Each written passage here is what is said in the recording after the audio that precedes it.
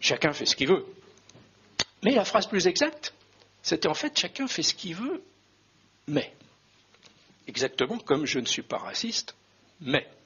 La même structure, et c'est d'ailleurs le même arrière-fond.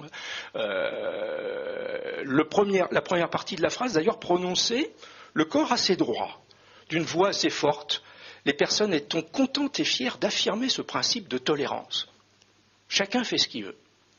Mais les gens dans les enquêtes, c'est incroyable comment ils peuvent s'engager avec une volonté de dire, une volonté de sincérité qui est complètement étonnante. Donc ils se sentaient obligés quand même de dire une petite suite parce que dans le fond d'eux-mêmes, ils n'avaient quand même pas tout exprimé. Alors là, ils se faisaient plus petits, alors c'est marrant, ils se tassaient un petit peu, on sentait la virgule dans la phrase, et c'était une petite voix qui continuait, mais faut bien dire quand même, une vieille femme, par exemple, si elle veut le faire, très bien. Au contraire, chacun fait ce qu'il veut. Mais c'est affreux. Alors là, arrivaient des critères de beauté. Alors des critères de beauté complètement étonnants, parce que la beauté, qu'est-ce que c'est? Les artistes, tout le monde, c'est la beauté, elle est là où on n'avait pas su la voir. Elle est toujours différente. Or là, c'est pas du tout de cette beauté-là. C'est un code de classement extraordinairement précis, définissant quoi? Le beau sein normal. Le beau sein normal ayant le maximum de liberté sur la plage, parce que le regard n'accroche pas dessus. Très étrangement, c'est en gros le sein de l'adolescente qui est mal à l'aise elle-même avec son corps et qui ne va pas enlever le haut de maillot. Et il y avait la catégorie très paradoxale du trop beau sein, qui pouvait avoir certains avantages dans d'autres contextes, mais qui sur la plage avait moins de liberté de mouvement. Complètement étonnant. Qu'est-ce qu'on voit derrière cet exemple? C'est que dans une société qui ouvre les possibles, chacun fait ce qu'il veut. Et nous sommes dans une société où les espaces de la liberté officielle s'élargissent sans cesse. Eh bien, les normes ne disparaissent pas. Elles deviennent secrètes. Et la société rentre dans un système de double langage. Parce qu'une société ne peut pas fonctionner sans normes. Donc les normes deviennent secrètes et implicites.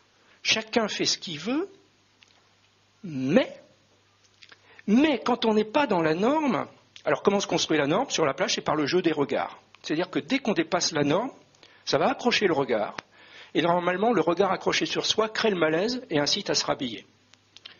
Mais le regard accroche tout ce qui dépasse la norme. Vous voyez, un handicapé sur une plage, il va attirer tous les regards, et on s'en veut d'avoir le regard accroché. Mais c'est le dépassement de la norme qui accroche le regard. Parce que dans l'échange de regards, il y a un fonctionnement social, il y a un mécanisme social de production de cette norme secrète. Alors, la différence quand même, c'est que cette norme secrète, elle n'est pas obligatoire. On peut ne pas la respecter, étant donné que chacun fait ce qu'il veut. Mais il faut une force de volonté, une capacité de ne pas voir la pression des regards. Et ce mécanisme, on le retrouve dans plein de domaines. J'ai travaillé effectivement sur la femme seule et le prince charmant. Les célibataires aujourd'hui, donc une personne sur trois, c'est un processus mondial et en développement régulier, parce que l'engagement conjugal est devenu difficile aujourd'hui, et on retrouve exactement la même phrase dans le domaine de la vie privée. Chacun fait ce qu'il veut, couple homosexuel, etc. Ah, mais elle a 42 ans, elle n'a jamais été mariée, elle n'a pas d'enfant. Chacun fait ce qu'il veut, hein, c'est vrai. Mais pourquoi? C'est-à-dire que quand on n'est pas dans la norme, il faut s'expliquer, il faut se donner les raisons, on va accrocher le regard, etc. Et du coup, on va inciter les gens à rentrer dans la norme pour être tranquille, et on va renforcer la norme. Bon, catastrophe. Donc, chacun choisit sa morale, alors pas n'importe comment, évidemment. Il y a des limites, mais il y a quand même cette ouverture des possibles. Et puis, comme chacun se met en position de définir par lui-même ses propres choix, il y a une mise en flottement des repères collectifs. On dit qu'il y a une crise des repères collectifs. Mais la crise des repères collectifs, c'est parce qu'il y a une montée en puissance des autonomies individuelles, des choix individuels. Il ne peut pas y avoir l'un sans l'autre. C'est pour ça qu'il y a cette mise en flottement des critères collectifs. Et enfin, chacun choisit sa vérité. Chacun choisit sa vérité, son sens non seulement du bien et du mal, mais du vrai et du faux.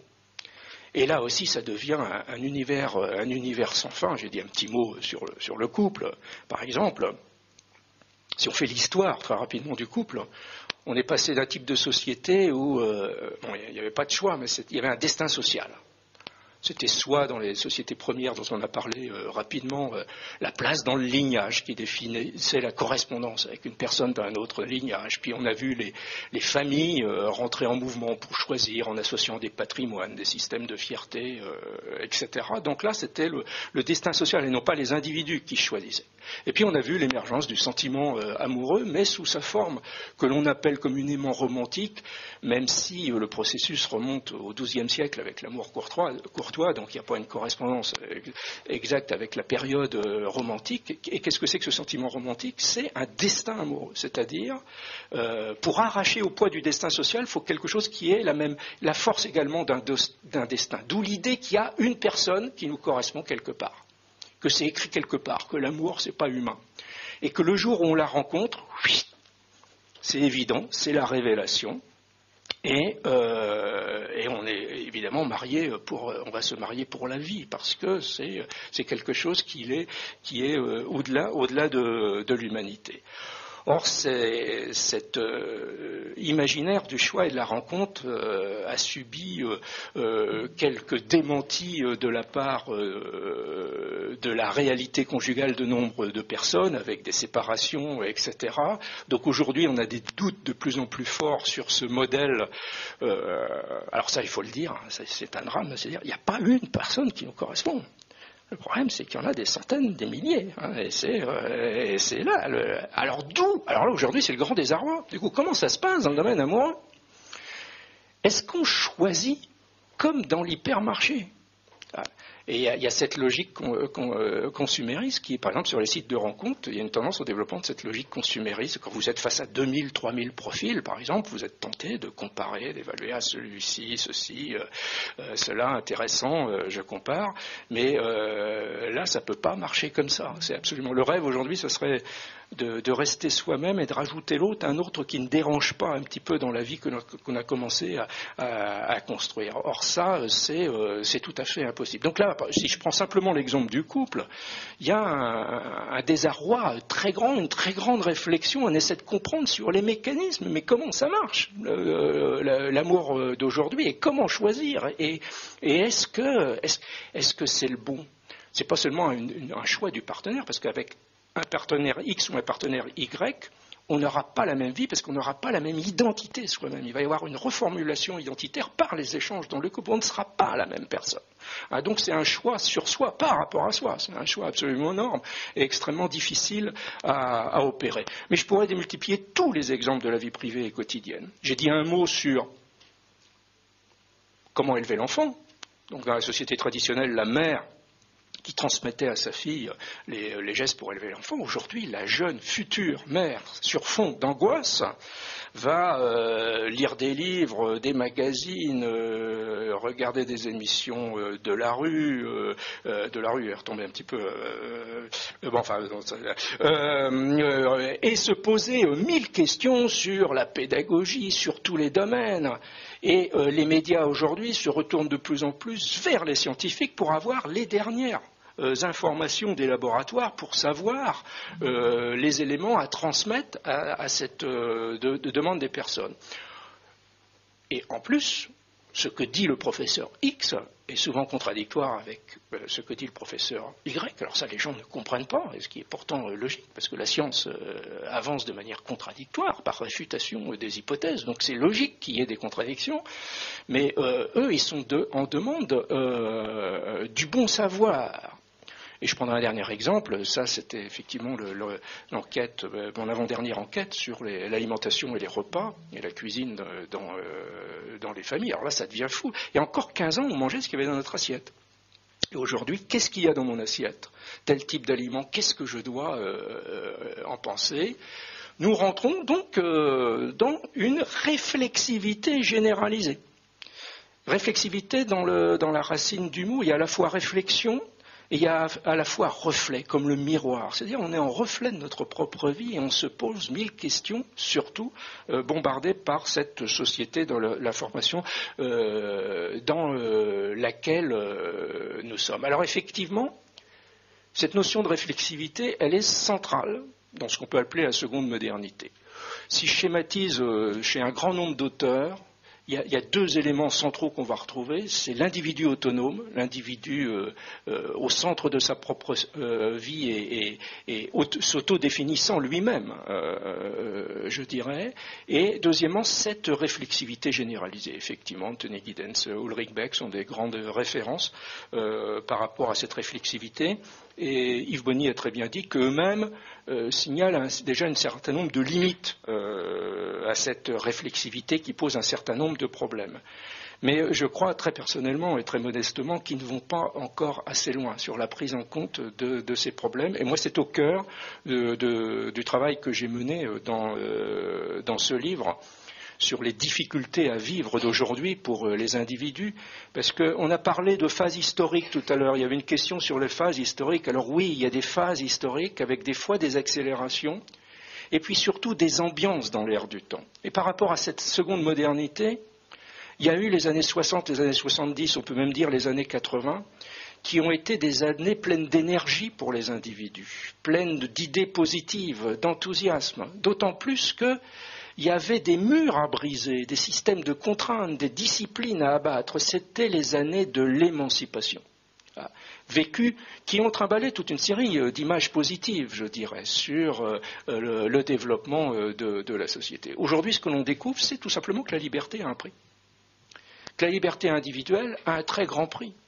C'est la fatigue de l'individu, c'est le très juste titre du livre d'Alain Ehrenberg, la fatigue d'être soi, tout simplement. Parce que ce questionnement généralisé peut déstabiliser, déstabilise encore plus dans certaines situations sociales, et peut créer une très grande fatigue mentale, parce qu'on ne sait plus où on en est.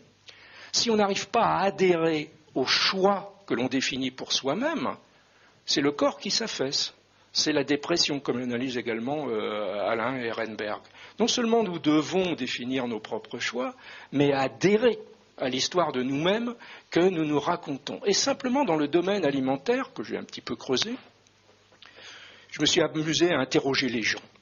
Très concret, mes enquêtes sont toujours ultra concrètes, et je leur demandais ce qu'ils mangeaient, pourquoi, si c'était bien, si c'était mal. Très vite, je sentais qu'ils répondaient à mes questions, mais ils auraient eu envie de zapper, hein, ils n'avaient pas trop envie d'élucider leurs arguments. Pourquoi ? Parce qu'on ne peut pas aller trop loin dans la réflexivité, sinon notre vie s'effondre. Pour que l'action soit possible, il faut des références claires. Nous sommes obligés de nous fonder sur un certain nombre de valeurs, de repères, de croyances. Nous n'avons plus les croyances institutionnelles de la tradition. Ça a été très bien dit aussi autrefois. La religion, elle a été fondatrice des premières sociétés, hein, et institutionnellement, c'est elle qui les a produites. Aujourd'hui, il